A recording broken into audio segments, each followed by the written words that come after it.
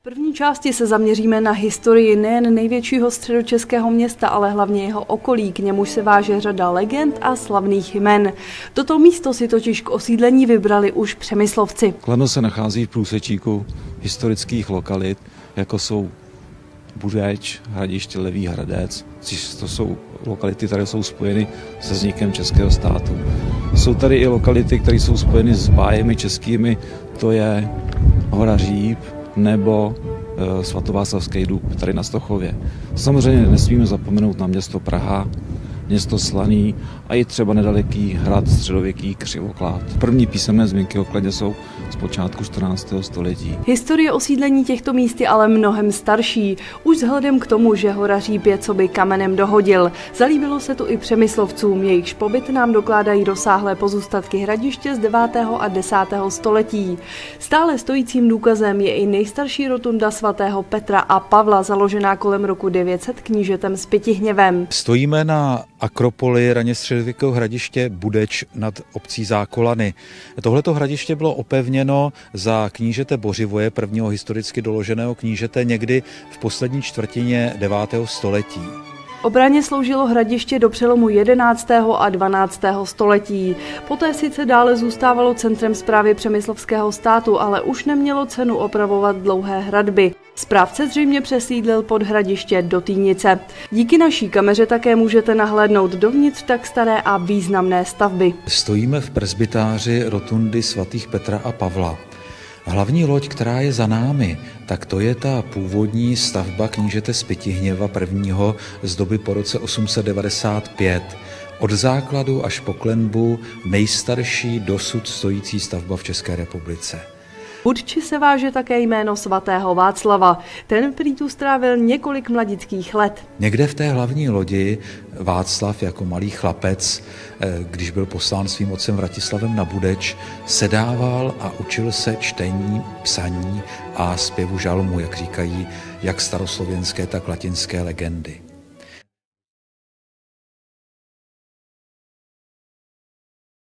Městu sice kdysi mýval sbor mladíků, ale o škole můžeme hovořit jen těžko. Číst a psát se tu svatý Václav ale opravdu učil.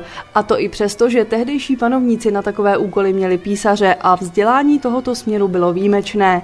I proto je dnes Budeč chráněna dokonce zákonem. Se svatým Václavem je spojeno i další místo nedaleko Kladna i Budče. Dub svatého Václava je ve Stochově. Tenhle ten dub podle pověsti měla v roce 903 zasadit Ludmila, babička svatého Václava, když se dozvěděla, že se jí narodil první vnuk. Je otázka, jestli skutečně tenhle ten dub může být 1000 let starý. Podle toho, jak vypadá, to stáří se odhaduje nejméně na 800 let, takže kdo ví, ten kmen je vykotlaný. Možná, že skutečně pamatuje svatého Václava. A se svatým Václavem také souvisí jméno Stochova. Podle pověsti měl Václav 100 chův a z toho tedy Stochov. A ty chůvy, když Václava koupali, tak tou vodou z koupání zalévali ten zasazený stromek a z něj vyrostl tenhle ten krásný velký strom, před nímž v roce 1887 byla postavena socha svatého Václava a k němuž se konala procesí o svátku svatého Václava 28. září. Nejen svatováclavský kult ovlivnil historii tohoto kraje.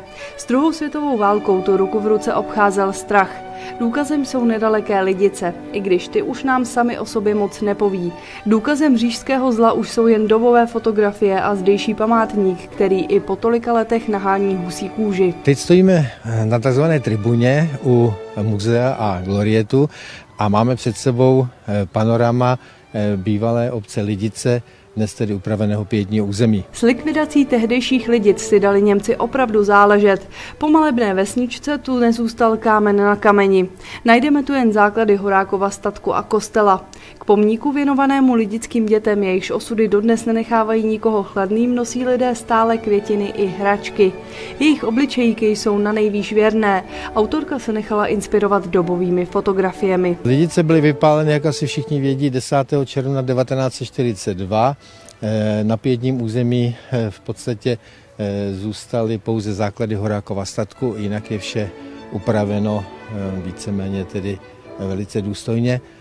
My stojíme vlastně, jak už jsem řekl, u muzea, u Glorietu. Tento komplex vznikl na přelomu 50. a 60. let. Otevřen byl v roce 1962 a výraznou a důkladnou rekonstrukcí celý tento prostor prošel v letech 2001 až 2006, kdy byla otevřena nová expozice muzea a bylo zrekonstruováno také a zvětšeno původní muzeum.